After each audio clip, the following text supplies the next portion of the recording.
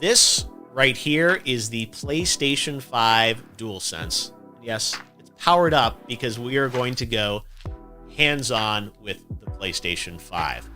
Hey guys, it's Geoff Keighley, and this is a special Summer Game Fest stream. Really a special year for all of us that new consoles are coming out, and a lot of people have wondered what PlayStation 5 is going to play like. A big part of that is the controller and the experience of playing games, especially because this controller is a little different than the traditional DualShock. And I've got that here, my PS4 Pro DualShock. This is a form factor that really has been around since the original PlayStation, in various different forms. There weren't analog sticks back then. But the DualSense introduces a couple new innovations. And having played it here for a couple of hours, I'll kind of summarize those for you before we get into some gameplay. The big things that I've noticed are the adaptive triggers, the L2 and R2. So outside of the game environment, you just kind of pull these down like any controller. But when you're in a game, there's actually the possibility to create tension points or haptics inside of these adaptive triggers. So imagine pulling this down and feeling the pressure from a bow in a bow and arrow, or even in an action game, pulling this down and feeling active reload points, where designers can actually create tension points as you pull this down at certain percentages, and give the player feedback. So I think that's a unique sensation that is going to have a pretty big impact, I think, longer term on gameplay. The other thing inside of this controller are the haptics. So PlayStation had rumble for quite some time, but the haptics add another layer to the experience. It's not just sort of one rumble point. So it's not just kind of on or off. There's the ability to create other sensations. As you'll see in this demo I'm going to show you of Astrobot's Playroom, you'll see what ice feels like, what sand feels like, and different surfaces. The other thing that I've noticed is that the speaker in the DualSense, it feels like it has much more range than the PlayStation 4 speaker, and it often directly ties into what's happening with the haptics. At least in Astro's Playroom, there's much more variety in the types of sounds coming out of the speaker. And I'm sure every game will use it differently or may not use it as much. But at least in this demo, you really do sense that there's a lot going on with the haptics and there's sound that ties into it. And then when you combine that with the Tempest 3D engine in PlayStation 5 for the speakers, the sort of harmony between the controller sound and what's happening in the PlayStation 5 is really, really unique and interesting. So those are the things I noticed in it. Some people have asked also about, like, what's the weight of it? What does it feel like? Compared to the DualShock for PS4, it definitely weighs a little bit more, but doesn't feel substantially heavier. And if anything, I think it actually has a little more heft to it, in a good way, that it feels more structured, and there's more sort of inside of it. So centered, but definitely feels good to me. So let's talk about what we're going to play today.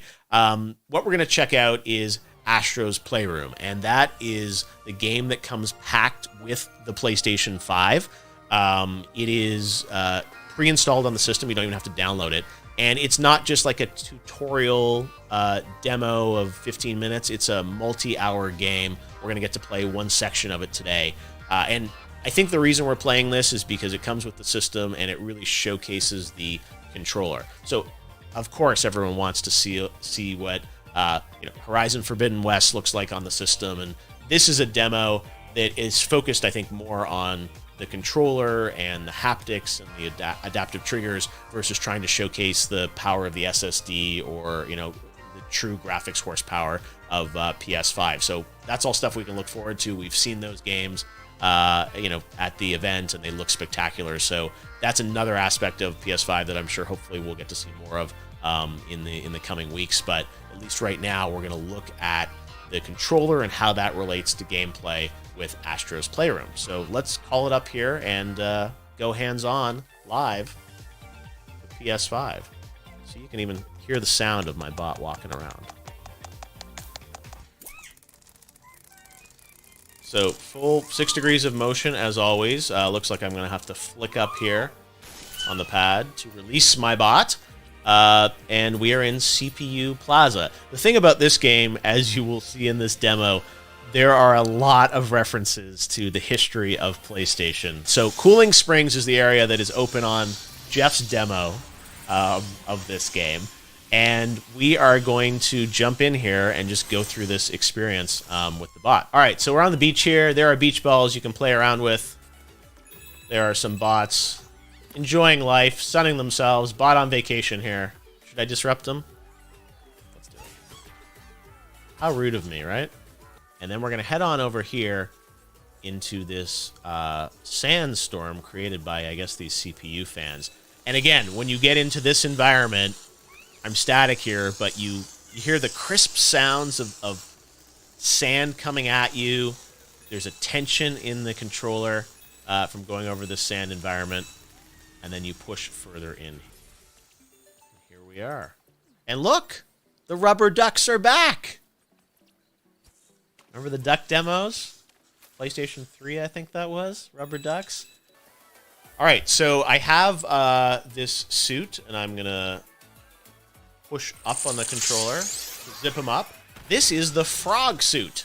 And this frog suit shows off the adaptive controllers. So I'm going to move my controller left and right. And these adaptive triggers are really, really cool. And I've never felt something like this before in a console controller. As you push down on the controller, there's tension now in these adaptive triggers, and it's programmable. One thing that I think is really fun about this demo is it makes you think of how these technologies are going to be used in other games. So you think of Ratchet and Clank. I mean, obviously a lot of this gameplay similar in style to a Ratchet game. So you think of all those crazy graphics that we saw on the stream, but with this type of control and this kind of fun. So now we've made it to the frozen pool area of Cooling Springs.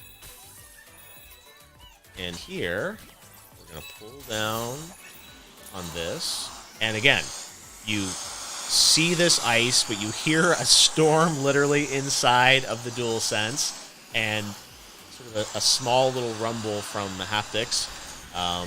Little ice shards here. As you go past every ice shard, you hear the little tink of the ice shard. I wonder if I put this up to the mic, this is not ASMR, this is PSMR. Do you guys hear that? His little footsteps? All this is coming out of the controller. Got a checkpoint here. Now this one, you actually have to blow into the controller. Again, this one, you pull back, just like a bow and arrow almost. And look, I unlocked a PlayStation 3. I have a PlayStation 5. Well, I had a lot of fun playing with the DualSense controller and Astrobot. And I wanted to get a little more information on all things PlayStation. So joining me now is the worldwide head of marketing at PlayStation, Eric Lempel. Eric, how we doing? Hi, Jeff. How are you? I'm doing pretty good. I got to go hands-on with PS5, which was a nice surprise this week. I was not expecting it, but you guys are full of surprises for PS5, it looks like. Yeah, and you're one of the first to actually touch the DualSense outside of the company and the developers. I'd love to know what you think. This is a big thing for us. Yeah, no. Again, I'm used to going to a big event and playing with everyone, but the fact that I got it here and got to play it was really special. And I have to say, after watching the event and seeing the games, I was excited. But the gameplay feels like a whole other dimension to the experience with what's happening with the adaptive triggers and the haptics and everything. So it was one of those things that I was playing Astrobot, but imagining all the other games, how that's going to impact the experience. And one thing I'd heard is that demo or version of it, you guys actually shared with developers initially. That's true. So what you played is a part of a title called Astro's Playroom. It was in our show a few weeks ago, and it's installed on every PlayStation 5. So everyone who buys a PlayStation 5 will get this game, and it really shows off a lot of the features of the platform, but really does a great job of showing all the benefits of the DualSense controller. So what we did is early on, we had another version of the title that we took around to the developers that were engaged in PlayStation 5 development and showed them what was possible with a title, and it's been a great example, and it's really opened up people's minds to how they can use this new device and really the new features of the controller. But I would say when people get their PlayStation 5, that should probably be one of the first things they do is just jump in there and experience this, because as you've seen, it's pretty special. No, we've been using the same a similar kind of form factor of DualShock for many, many generations. And obviously, adding analog sticks and rumble and things like that, and the touchpad. But this feels like it's a bit of a redesign, but I really like how it feels in my hands. And I imagine for PlayStation, when you were conceiving a PS5 and Mark Cerny was architecting it, I imagine the controller and a lot of those innovations were kind of right there at the beginning as something that you wanted to put into the system. It's true. As we've said many times with PlayStation 5, it's a brand new generation, and we believe in generations. So we want to evolve every part of the experience. And the controller is really the most intimate part of the experience. It's the extension of the player. So, we thought a lot about this. And one of the things we could have done is just iterate on the DualShock. We've done that for many years. The gamers absolutely love the DualShock. They tell us it's the best controller we've ever made, the latest edition. But we thought, no, let's go a step further. Let's see how a new generation can express a whole new feeling. And that's where the DualSense came about. So early on, it was part of the plan to evolve the experience. And, there are many parts of that experience, but this is a really unique part that truly takes a step forward in gaming. You mentioned you believe in generations. I guess it's a bit of a controversial opinion to some people about this idea that, generations are going to sort of break with the past, right? And I wanted you to maybe talk a bit about that, because it does seem like that's like a cardinal sort of virtue of the PlayStation promise, is that there is this sort of, break from the past, a new generation with a new console, games optimized for that system, versus kind of working across, multiple devices and multiple generations. Can you maybe give us a little bit more perspective on the controller being a part of that, but that view, which is obviously counter, we've seen Xbox saying something different around that. Why is that so important to PlayStation as a principle of the sort of the architecture of PlayStation 5? Well, specifically for us, a big pillar of our company is innovation. It's a pillar of Sony Corporation. It's also a pillar of the PlayStation company. And we are always trying to push the boundaries. We push the boundaries of play. That's what we say internally. We want to excite gamers.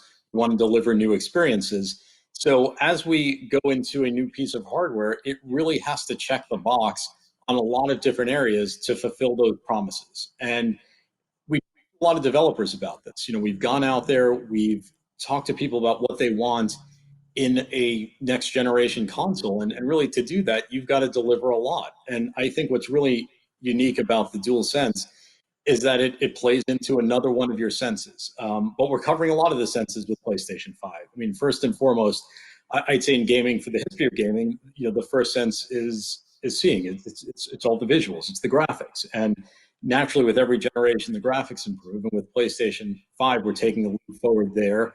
And then there's sound, and we're introducing a new form of 3D audio, which will be really powerful no matter what you're playing, no matter how you're playing. And then the next piece is touch. And touch has been around for a while. We've had force feedback. Of course, we've had different types of force feedback and rumble in the DualShock, but this takes that to a whole new level. Similar to what gamers have expected from other generational shifts, this brings it to a whole new place. I mean, it's haptic feedback. It's these adaptive dynamic triggers. I mean, something no one's ever experienced before. And it really brings you closer to the game. And, the biggest joy for us is putting this in the hands of developers, because developers want to push the technology as far as it can go to tell stories and really bring the gamer into their worlds. And we believe, all of these things combined, as well as all the other great PS5 features we spoke about, really lead to a next generation experience. And in many cases, we can't take everybody with us from previous consoles into that experience. You need new hardware. You need new devices to experience what these developers want you to experience.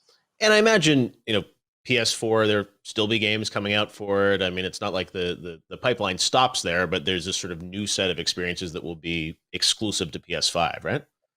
Exactly. PlayStation 4 is a big part of everything we do, and it will continue to be a big part of everything we do. There's a lot more to come on PlayStation 4.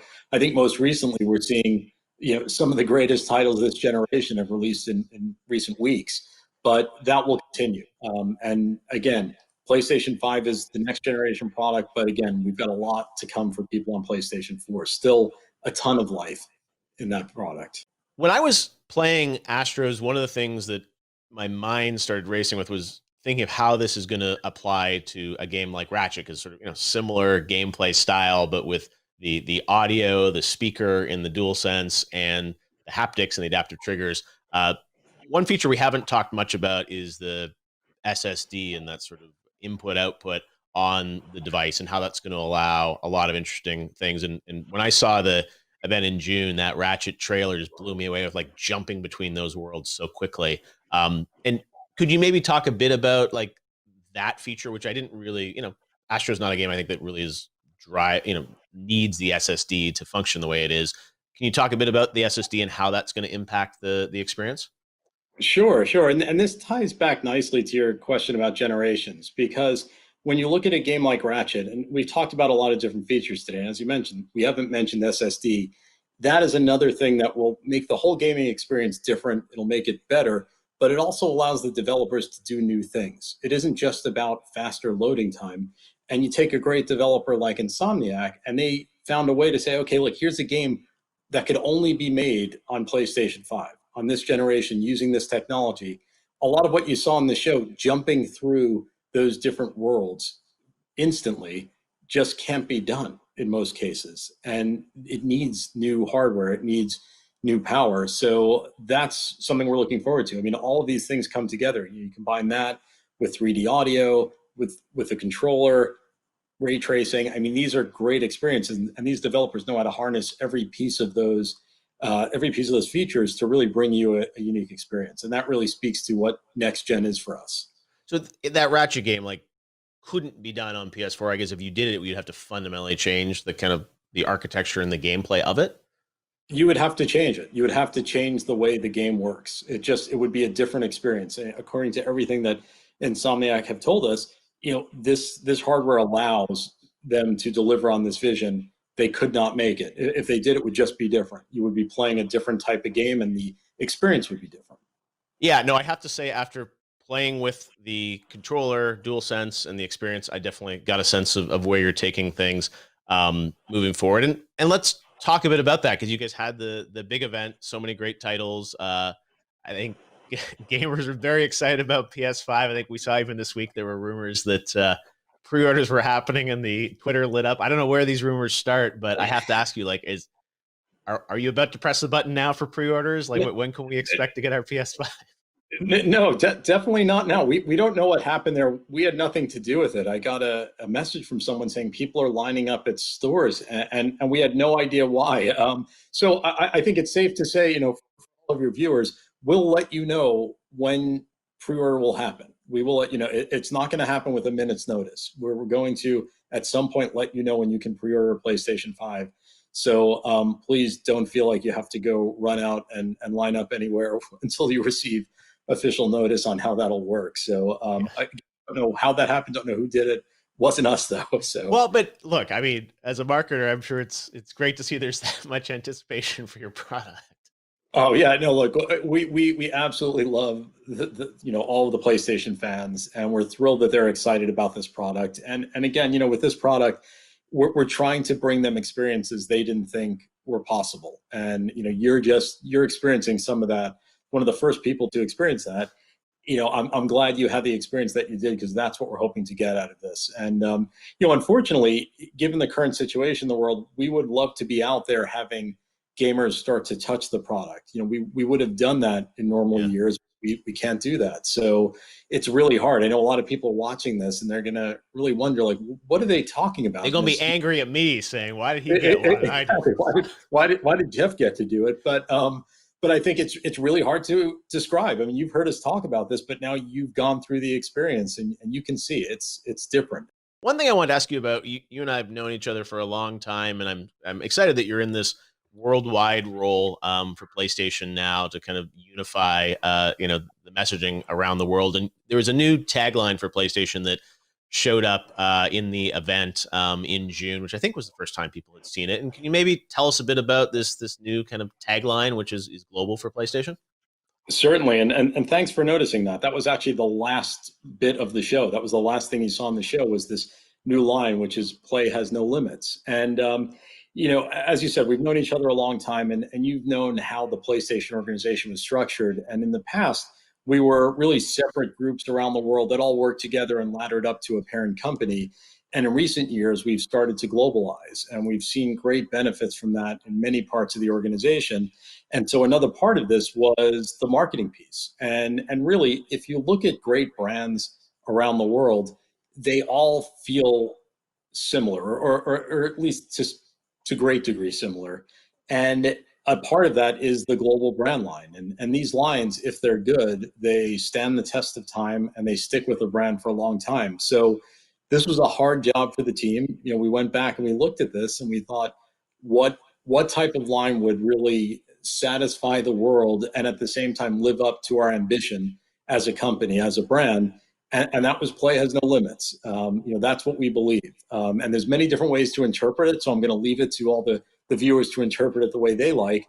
But, for us, it is really about speaking to innovation and speaking about new experiences that you can have with PlayStation that you never expected. And really, it's how we push ourselves. We don't constrain ourselves. We want to push the limits of gaming all the time. And, right up to the end of everything we do, we're constantly pushing to deliver something new, something best in class. And I'm excited about this because I would say, Geoff, you've been around the industry for a very long time. I would challenge you to name all of the PlayStation taglines this past generation around the world. You couldn't, because there were a ton of them. And, I was going to say, I know greatness awaits, but beyond that, it's like, I don't even. So there were a lot of them, and that's why we really wanted to get this together. And of course, the line will be localized. Was it for the players, I think, or something in the UK, maybe? For the players, exactly. Yeah. Was the line that was used across most parts of Europe, but there were a lot more than that. So we looked at this and we said, no, let's get one line that solidifies the brand. Also, look and feel of the brand is changing slightly. You saw some of that during the event a few weeks ago, and that will also be global. So we'll be a very strong global brand.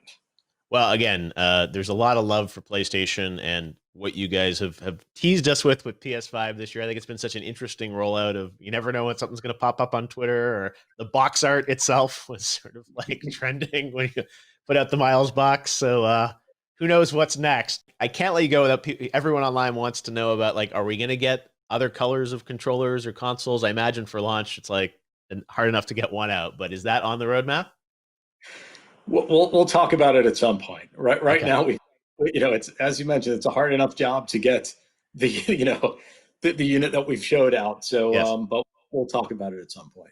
All right. Well, we know there'll be two of them, the all digital one as well, coming out, and we are excited to see what's in store for PlayStation. I'm sure there are more surprises, but it's an exciting year for the industry that these new consoles are coming out. I never thought there'd be a console launch in the middle of this. I would never think my first hands-on would be in my own place with a PS5 controller, but I'll take it. And they quickly took it away, so I don't even have it anymore. So we'll check it out again, hopefully this holiday season.